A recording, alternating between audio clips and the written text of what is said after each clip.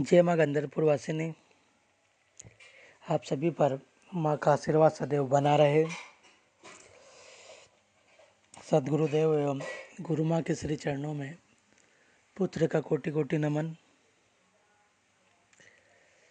बहुत से भक्तों का यह सवाल रहता है, क्या लड़कियां भी पितृदोष से पीड़ित हो सकती है, और होती है तो क्या लक्षण हैं उनके प्रभावित होने के, किस प्रकार से हम यह जान सकते हैं।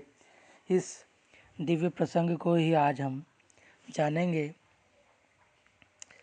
भक्तजनों, जब पितरों का ठीक से तर्पण, श्राद्ध या पिंडदान नहीं होता है या किसी कारणवश वे नाराज होते हैं, तो अक्सर लोगों को पितृदोष लग जाता है।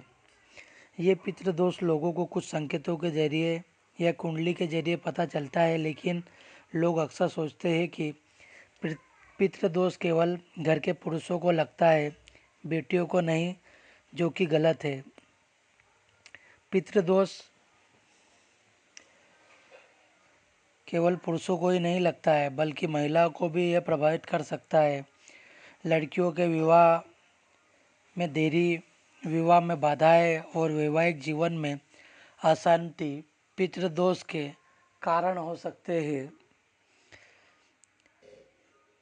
पितृदोष से प्रभावित लड़कियों को संतान प्राप्ति में दिक्कतें और बार बार गर्भपात जैसी समस्याओं का सामना करना पड़ सकता है। पितृपक्ष में तर्पण और श्राद्ध कर्म से पितृदोष से कुछ हद तक मुक्ति पाई जा सकती है।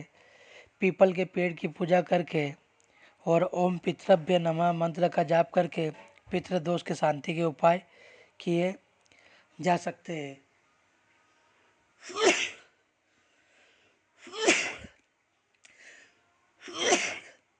जय माता दी। पितृ नाराज है, यह परिवार दोष। परिवार में पितृ से पीड़ित है, लोग इसका पता अक्सर घर के पुरुषों की कुंडली देखकर ही लगवाते हैं और बेटियों को इससे नहीं जोड़ते, क्योंकि लड़कियों को पराया धन समझा जाता है या उन्हें परिवार के गोत्र से जोड़कर ही नहीं देखा जाता है। जबकि सच तो यह है कि कई बार लड़कियां भी पितृदोष से पीड़ित हो सकती है। पितृदोष केवल पुरुषों को ही नहीं बल्कि महिलाओं को भी प्रभावित कर सकता है। शास्त्रों के अनुसार मातृका दोष से अक्सर लड़कियां पीड़ित होती है। यह 12 साल से कम उम्र के छोटे लड़के पीड़ित होते हैं और 12 साल की आयु के पश्चात लड़कों का मातृका दोष समाप्त हो जाता है। यदि किसी लड़की की कुंडली में पितृदोष होता है तो वह स्वयं भी इन उपायों को कर सकती है।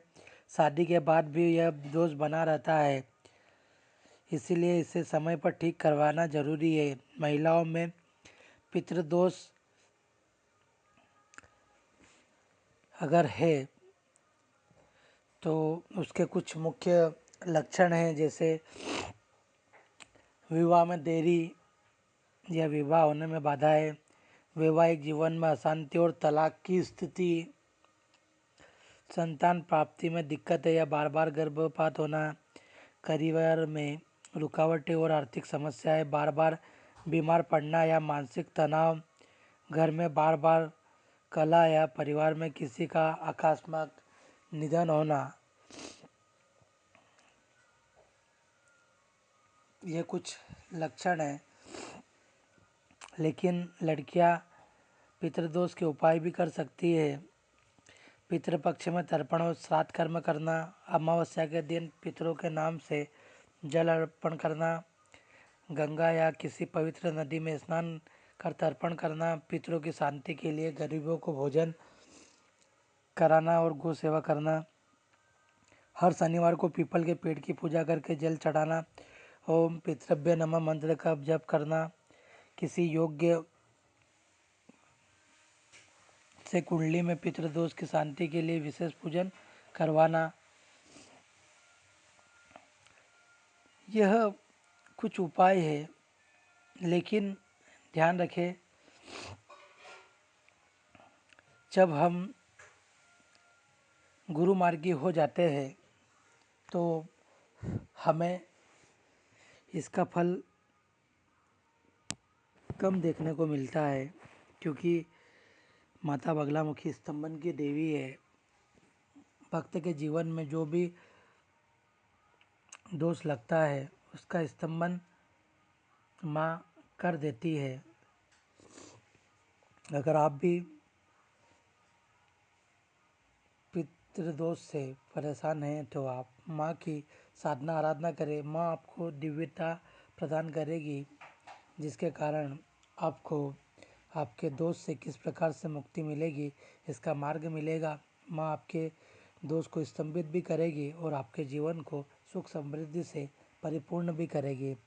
माँ की साधना आराधना से संबंधित एवं क्रम दीक्षा से संबंधित जानकारी हेतु माँ के दिव्य दरबार में संपर्क करें और माँ से अपने तार जोड़े। जय माँ बगलामुखी, जय माँ गंधर्वपुर वासिनी, जय श्री महाकाल।